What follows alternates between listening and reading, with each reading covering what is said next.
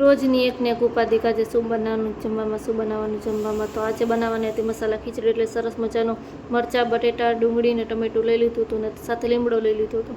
હવે એ બધાનું કરી નાખશું આપણે કટિંગ, કેમ કે મસાલા ખીચડી બનાવવા માટે મસાલો જરૂરી છે. એટલે સરસ મજાના બટેટા અને ડુંગળીનું તો કટિંગ કરી જ નાખ્યું હતું.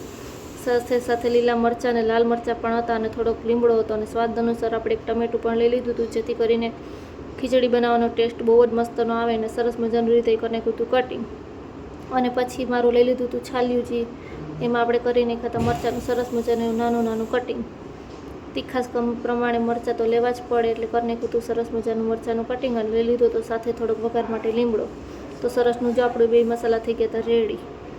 હવે આપણે લઈ લીધું હતું કુકર અને કુકરને મૂકી દીધું ગેસ ઉપર ને ગેસ કરી દીધું હતું ચાલુ. હવે એમાં નાખી દીધું હતું રીધાએ તેલ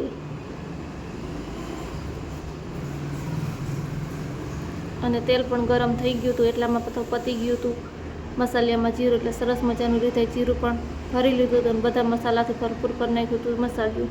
પછી આ ધાણા, લીમડા અને લાલ લીલા મરચાંનો જે મસાલો કર્યો હતો એ પણ લઈ લીધો અને નાખી દીધો. તેલ આવી ગયું એટલે જીરું મૂકીને લીમડોને બધું કરી નાખ્યું સરસ મજાનું એવું વઘાર.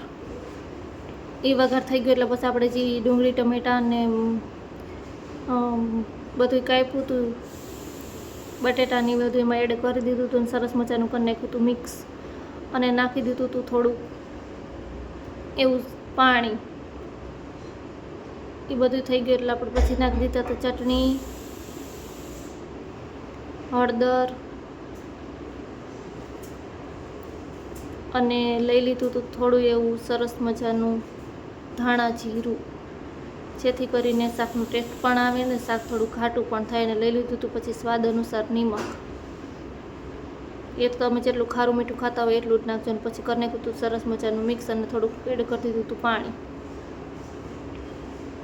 હવે સરસ મજાનું મિક્સ કરીને ચડે એટલામાં આપણે લઈ લીધું હતું ખીચડી બનાવવાનો સામાન. તો લઈ લીધા હતા ચોખા અને થોડીક લઈ લીધી હતી મગની દાળ. હવે એને આપણે એક વાટકામાં એડ કરીને જેટલું જોઈએ એટલું લઈ લઈએ. પછી આપણે કાઢી લીધું હતું ને હવે સરસ મજાને એને 3 પાણીથી ધોઈ નાખીએ, જેથી કરીને એમાં રસ્ટ હોય એ પણ નીકળી જાય ને કોઈ જીવાત હોય એ પણ નીકળી જાય ને એટલે સરસ મજાની અને સરસ મજાની વ્હાઈટ અથવા પીળી ખીચડી પણ બનીને થઈ જાય સરસ મજાની રેડી. તો આપણે હવે એ પાણી પણ કાઢી લીધું હતું ને સરસ મજાની આપણી ધોવાઈ ગઈ હતી ખીચડી.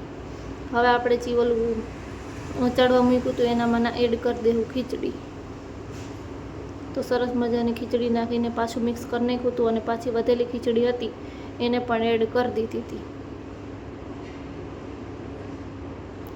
અને હવે પાછું સરસ મજાનું એવા ચમચા વડેથી ધીમા ગેસે કરી નાખ્યું હતું મિક્સ, જેથી કરીને બધા મસાલા ખીચડીમાં એડ થઈ જાય અને કાંઈ બાકી ના રહી જાય. અને પછી જો સરસ મજાનું થઈ ગયું એડ એટલે કરી દીધું કુકરનું ઢાંકણું બંધ અને થોડી વાર થઈ એટલામાં આપણી ખીચડી બનીને થઈ ગઈ હતી રેડી.